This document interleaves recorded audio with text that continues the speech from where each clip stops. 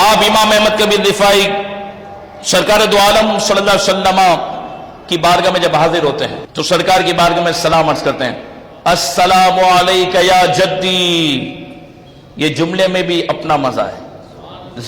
رشتہ ایسا ہے تو ان کے لیے سلام کرنا جائز ہے نا، ہم تو سلام یوں نہیں کر سکتے، رشتہ ایسا ہے نا، کہتے ہیں اے میرے نانا جان آپ کو سلام ہو۔ جواب آتا ہے جو سب نے سنا، وعلیک السلام یا ولدی، اے پیارے بیٹے میری بارگاہ سے بھی تجھے سلام ہو۔ اب امام احمد کبیر رفاعی نے جب حضور کی بارگاہ سے سلام کا جواب سنا،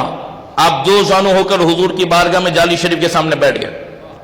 دو زانو ہو کر سرکار کی قبر مبارک کے پاس بیٹھے، تصور میں جائیں، اور اب آپ پر کیفیت طاری ہو گئی۔ اور امام سیوطی نے الحاوی للفتاوی میں لکھا، امام سیوطی نے ایک الگ سے رسالہ لکھا جس میں اس کرامت کو ثابت کیا، اس مقام کو بتایا، اپنے تو اپنے یہاں تک کہ غیر اشرف علی تھانوی جو دیوبندیوں کے امام ہیں، انہوں نے بھی پسندیدہ واقعات اپنی جو کتاب ہے اس کے اندر اس واقعے کو لکھا، سب نے لکھا اس بات کو، اس میں کوئی انکار نہیں۔ آپ پر کیفیت طاری ہو گئی جب سرکار کی بارگاہ سے جواب سنا، اب آپ حضور کی محبت میں یہ شعر گنگناتے ہیں، وہ عربی کے اندر میں آپ تک پہنچا دوں۔ آپ کہتے ہیں فی حالت البعد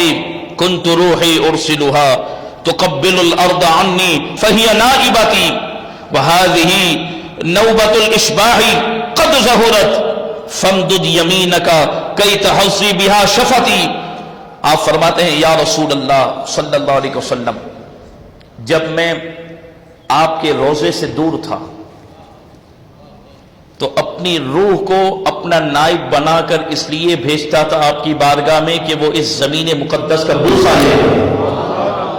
اب کہتے ہو حضور آج میں خود پہنچا ہوں،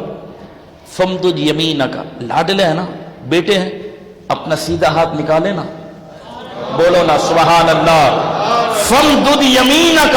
یا رسول اللہ اپنا سیدھا ہاتھ باہر نکالے نا۔ کیوں نکالنا ہے؟ تاکہ یہ دونوں میرے ہونٹ آپ کے دست مبارک کا بوسہ لے سکے۔ یہ کہنا تھا، امام سیوطی نے لکھا، آپ نے پورا رسالہ لکھا، دیگر اور بزرگوں نے لکھا کہ امام احمد کبیر رفاعی 555 ہجری حج کے بعد حضور کی بارگاہ میں حاضر ہوتے ہیں، اور سرکار کی بارگاہ میں جب سلام کا جواب سنا اس کے بعد کیفیت بنی، حضور کی بارگاہ میں دو زانو بیٹھے ہیں، اور جب یہ شعر کہا، شعر پورا ہونا تھا کہ سرکار دو عالم صلی اللہ علیہ وسلم نے دست مبارک باہر نکالا،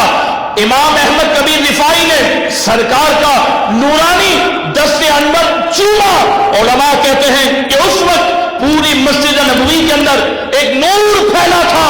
اور لوگوں پر کیفیت بن گئی۔ اولیاء کہنے لگے کہ جس قدر اولیاء بڑے بڑے اکابر حضور کی بارگاہ میں تھے انہیں بھی رشک آیا، ارے زمین والوں کو تو رشک آیا، آسمان کا فرشتہ کہنے لگے کہ یا رسول اللہ آپ کے بیٹے احمد کبیر رفاعی کا مقام آپ کی بارگاہ میں کتنا بلند ہے کہ ہم تو روزانہ صبح سے شام تک، شام سے صبح تک آپ کو سلام کرتے ہیں، کبھی بھی دست مبارک باہر نہ آیا، آپ کے بیٹے نے شعر پڑھا، آپ نے بیٹے کے لیے اپنا دست مبارک باہر نکال دیا۔ اللہ رب العالمین نے امام احمد کبیر رفاعی کو مقام عطا کیا کہ جب حضور کی بارگاہ میں شعر پڑھا، سرکار دو عالم نے دست مبارک کو باہر نکالا اور آپ نے حضور کے دست انور کو بوسہ لیا، نور پھیلا ہوا تھا۔ اور علماء نے لکھا 90,000 لوگوں نے اس منظر کو دیکھا ہے، یہ خواب میں نہیں ہوا، 90,000 لوگوں نے جاگتی آنکھوں سے اس منظر کو دیکھا کہ سرکار نے اپنے بیٹے احمد کبیر رفاعی کے لیے اپنا نورانی دست مبارک کو نکالا اور آپ نے حضور کے دست مبارک کا بوسہ لیا۔